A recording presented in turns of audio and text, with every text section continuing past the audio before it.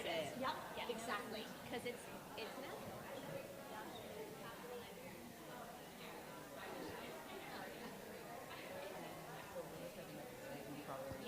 Yeah, and I said I was going to be over here to the side.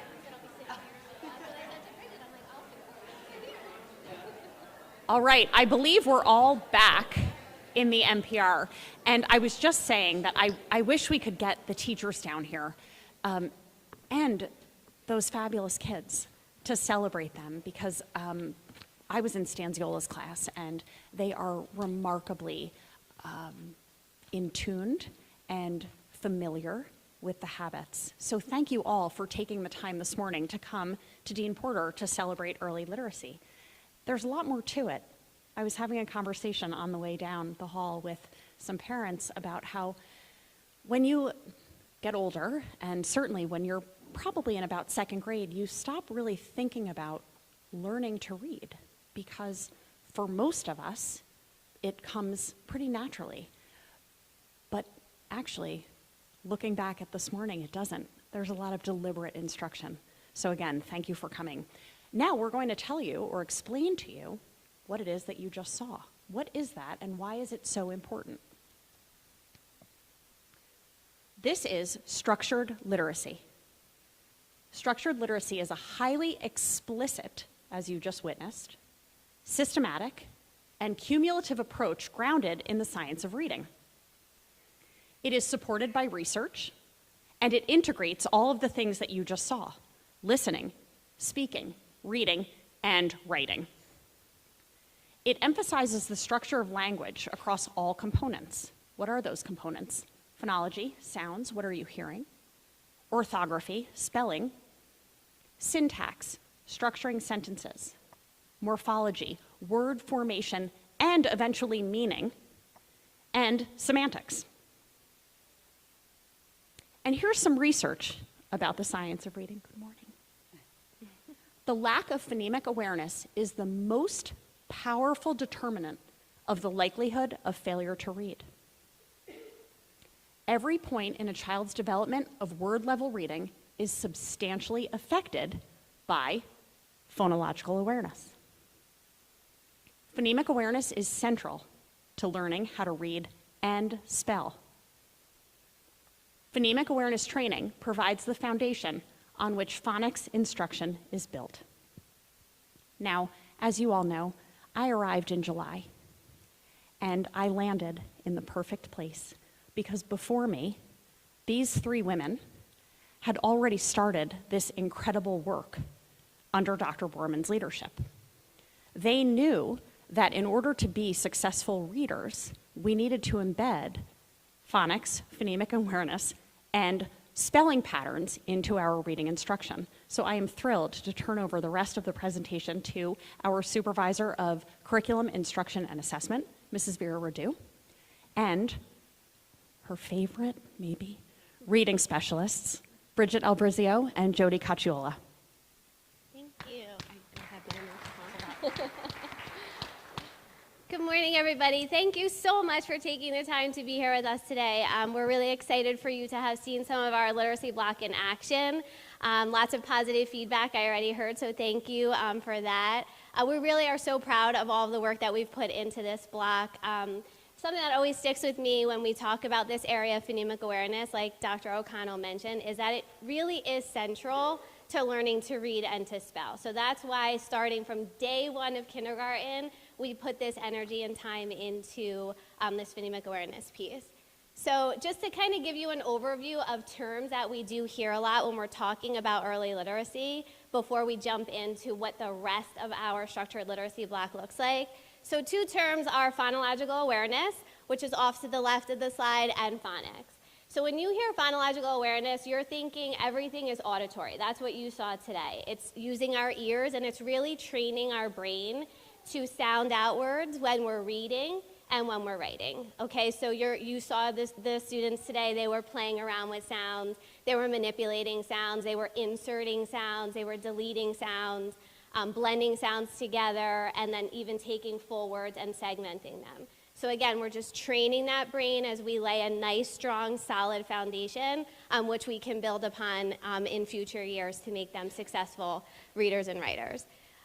Then we hear phonics a lot, right? So our phonics program that Mrs. Albrizio is going to explain in a few minutes is Foundations.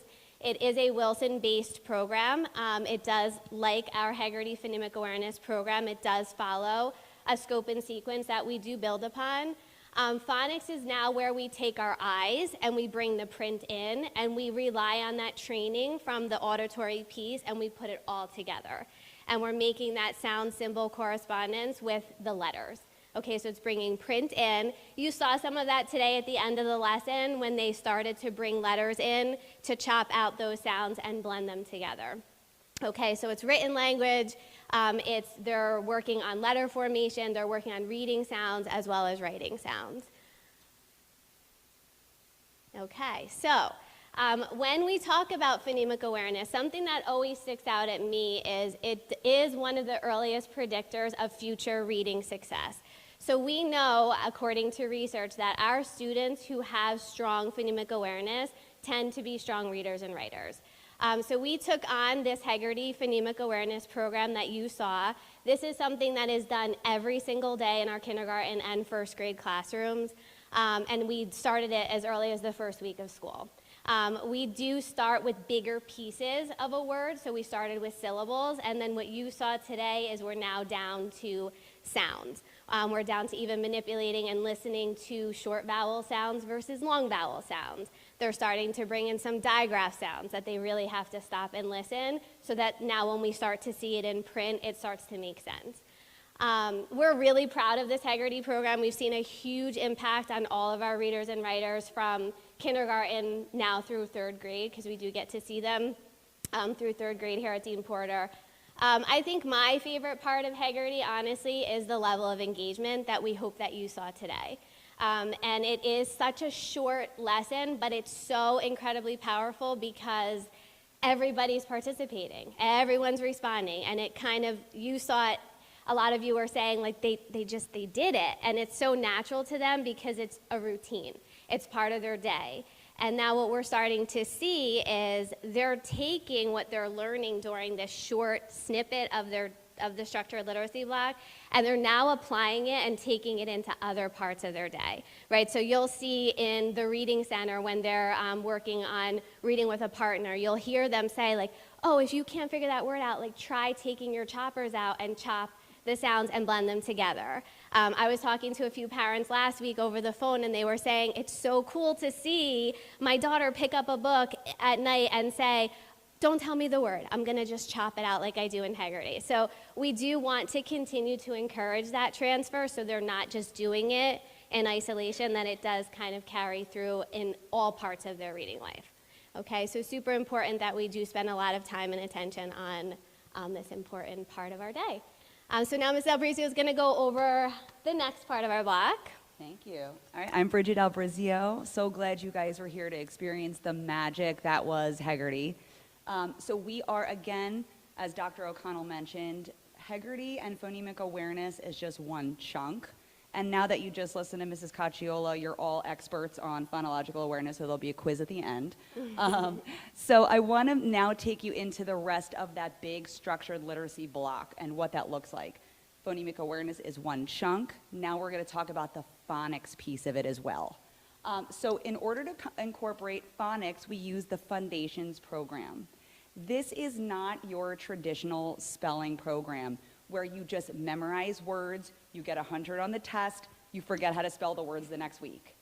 This is really basing it off of how we actually, as humans, learn how to read. So when you are born with an innate ability to communicate, whether it's through spoken language, whether it's through gestures, you are born to communicate. You are not born to read. So we actually have to rewire your brain in order for you to be able to read. And that's why we call it decoding.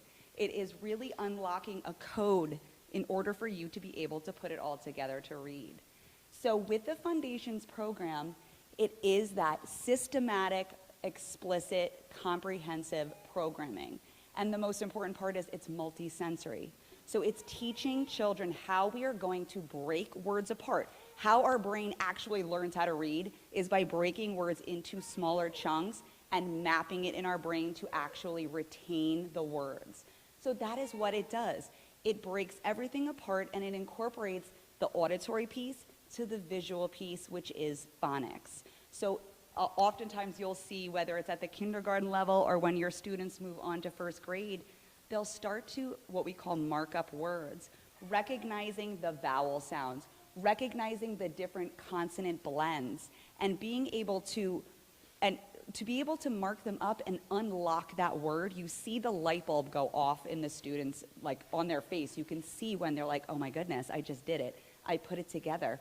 All of those pieces that I learned in Heggerty, chopping up sounds, now I'm putting the visual piece to it, and I'm able to read this word smoothly. And it's all those building blocks that just build and build until they're reading and writing smoothly and automatically. The beautiful part of Fundations is that it's not just this isolated spelling program. It ties in the reading fluency and the writing fluency. So it starts at the kindergarten level with letter formation. So often, people who aren't really exposed to the why, which you are all here for today, with the philosophy behind it, people always ask, well, why does it matter if they're forming letters from the top down, or why does it matter that they're doing the correct formation for the letter A? All of it relates to fluency, whether it's reading fluency or writing fluency, and it starts at this level in kindergarten with just being able to recognize and hear the letter sound correspondences together. So again, so much with Fundations is tying in the reading and writing, but then also leading it into the vocabulary and the fluency to then later comprehend the whole text, which is ultimately why we learn to read. Clicker's right there. Oh, sorry. That's okay. I was enamored by you. Yeah. Oh, thank you. Okay, so Ms. Codgilla is going to hop back on just to share some ways for you to support at home, and then we're going to talk about the next piece of the structured literacy and kind of how it all ties in together.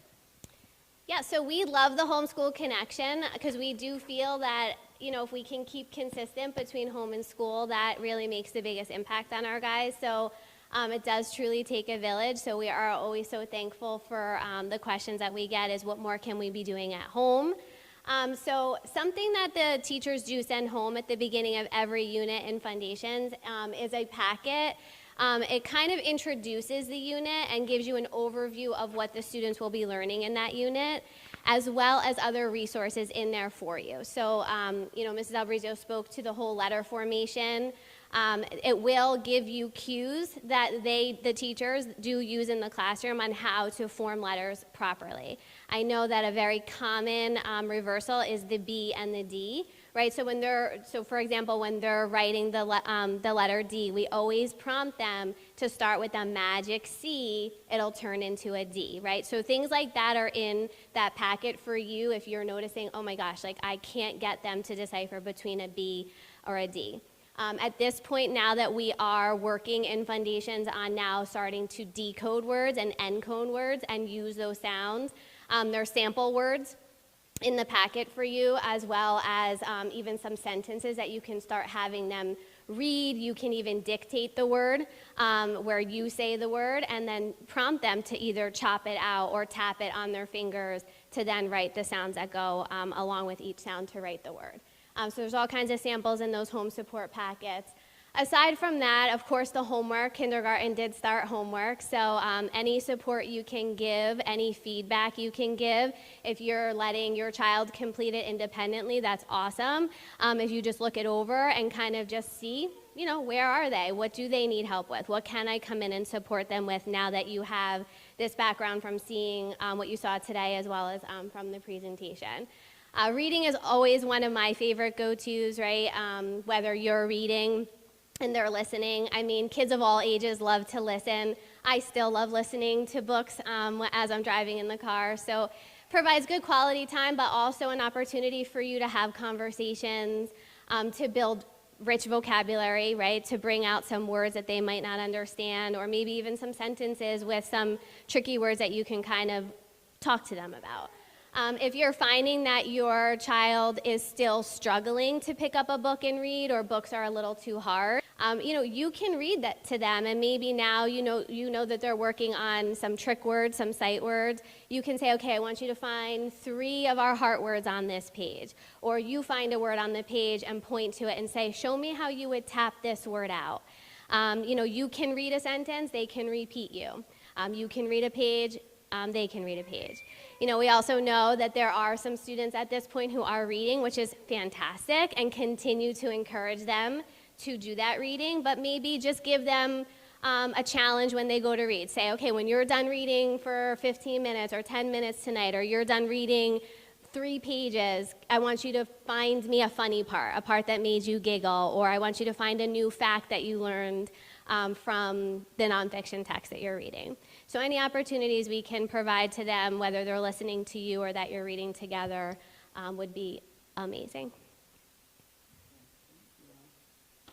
So now we talked about Heggerty, which is that phonemic awareness piece of the structured literacy block.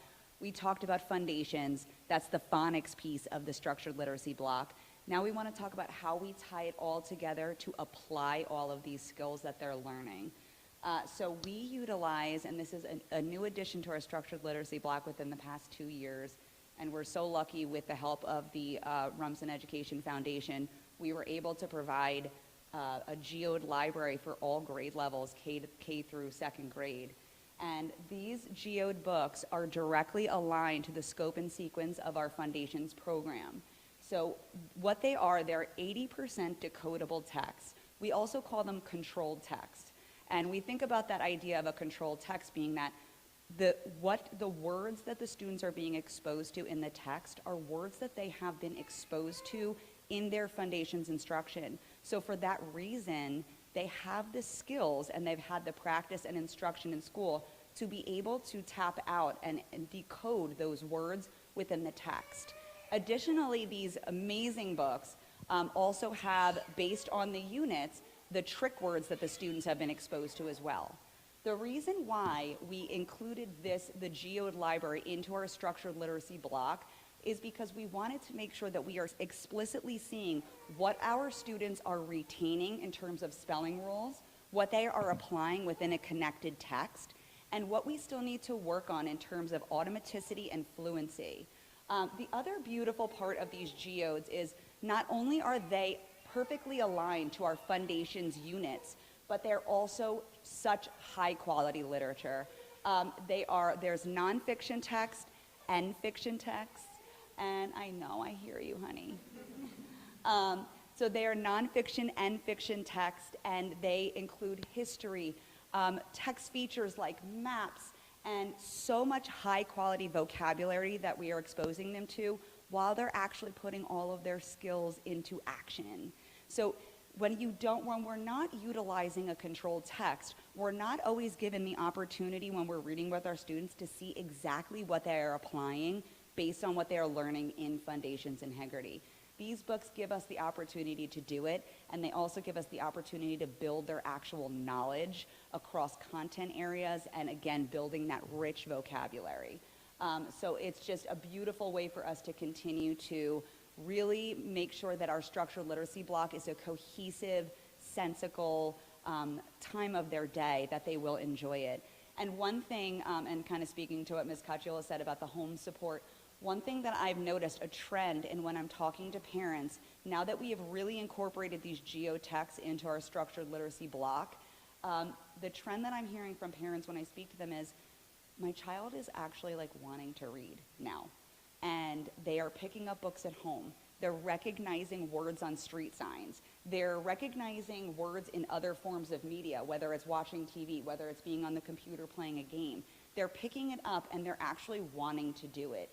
And to me, that just speaks to the fact that, kind of what I had mentioned before, that we have to rewire your brain to read. And once we unlock that ability, it's like the whole world opens up for you. And that really is kind of why we also love our job, because we get to see that magic happen and open up.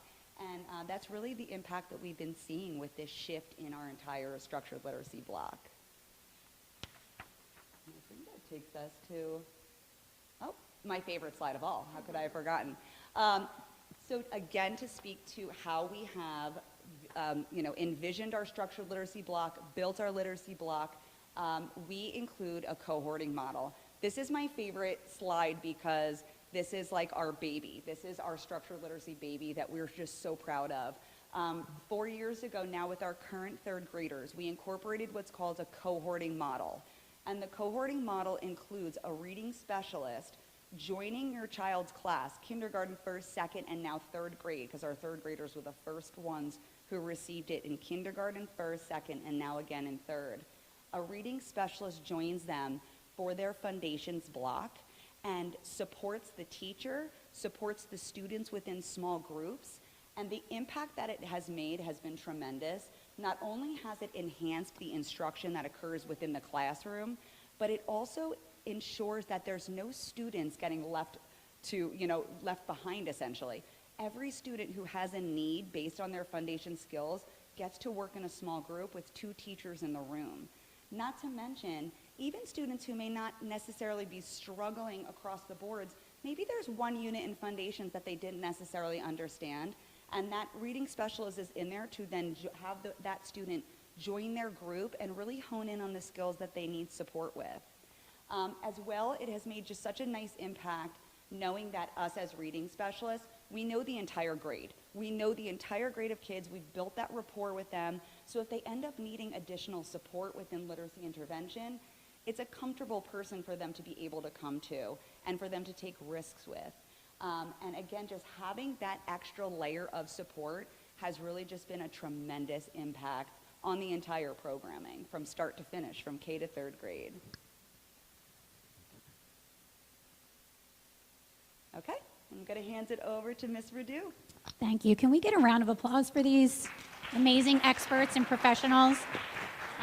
Bridget and Jody really have taken the lead in guiding our early literacy program, and I rely on them every day for their expertise, and they really have made such a beautiful impact on K1 and 2, the teaching practices, and we just witnessed it there. Nobody this year needed a reading specialist with them because they were unsure. Every teacher was able to have you join them alone, just them with the students. So I'm really so grateful to you. So let's talk about the other side. How do we measure whether or not our programming, our core programs, are effective in rewiring kids' brains so that they can read? Well, enter AIMSweb Plus. AIMSweb Plus is, you can advance to the next slide. Louis, if you could, I'd appreciate it. So AIMSweb Plus is our benchmark system that we use for early literacy and for early numeracy, but today we're going to focus on early literacy. Really what we're able to do is we're able to take phonemic awareness, phonics, vocabulary development. We're able to measure all those sub-skills to see what areas perhaps a student might be struggling in and that we need to provide expert intervention with our reading specialists through either push-in or pull-out programming. At the K and 1 level, it's one-on-one. So your child is sitting with either their classroom teacher or one of the reading specialists, and it's quick. Some of them are timed for a minute. It's a way for us to kind of gauge what's happening with the student and their reading ability. It also provides for us a consistent way to measure how students' reading abilities have grown from kindergarten and through third grade. So it provides a really nice picture for us. A nice addition to this year, our reading specialists are meeting after benchmarking with every teacher to discuss every student's scores, how they're performing in class, what do the foundations assessments look like. So we're getting really great conversations happening. And as Mrs. Albrizio said, we're catching those kids who might need that extra boost, either in push-in or pull-out intervention services. Okay, so we just reviewed our framework with you, right? We took a look at foundations, Hegarty, and geodes. Some of the subtests will identify areas in which these programs we might need to support a student a little bit more. You can go to the next slide. And these are the subtests that we administer to kindergarten. So I want to just briefly go over this with you. For your awareness, this is going to be posted, the video will be posted, and the slideshow will be posted online. So feel free to go after, probably by tomorrow we'll have it up. So on the left-hand side, you'll see the kindergarten measures. In the middle is the season that we administer the assessment. And on the right-hand side, it gives you a brief description of what that assessment measures and why it's important, all directly correlating to our program that we just talked about.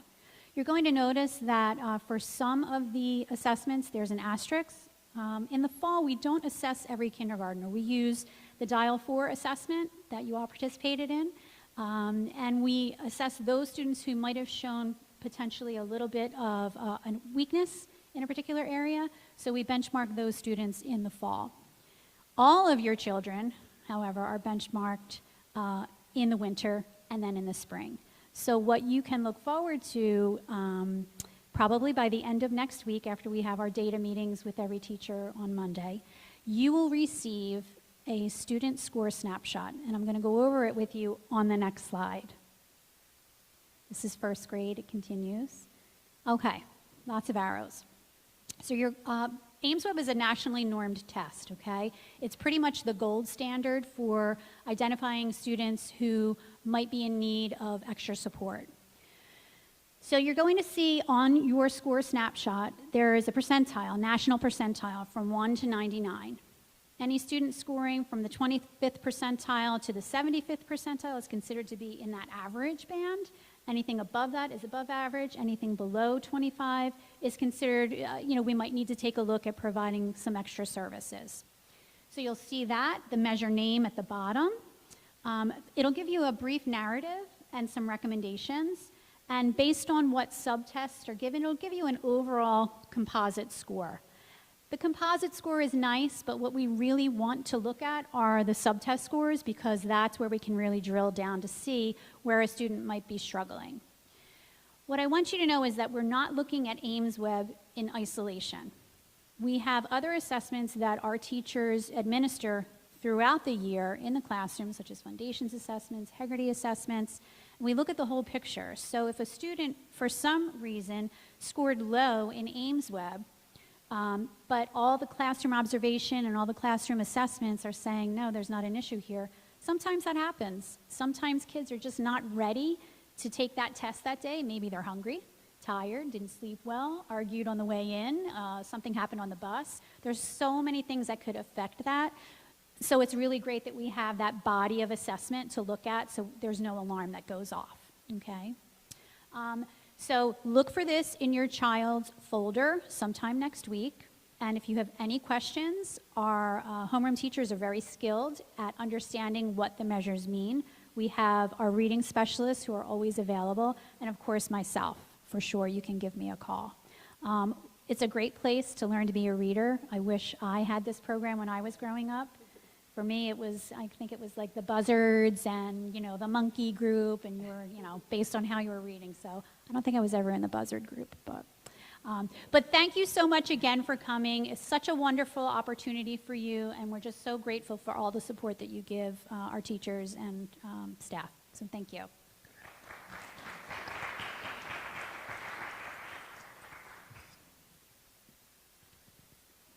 That is a lot of information in a very short period of time. The good news is that you live with experts who can remind you about what all of these things mean. And so please encourage your children to share what they are doing in school, because the carryover to home is really important. I would love to open up the floor to questions. However, I have to kick you out because the first grade parents are coming. But please email me and I will direct it to one of the experts in-house. I feel so fortunate to work with people who share the excitement for early childhood education. There is really nothing more powerful than learning to read. And so thank you all for coming and for spending the morning with our readers.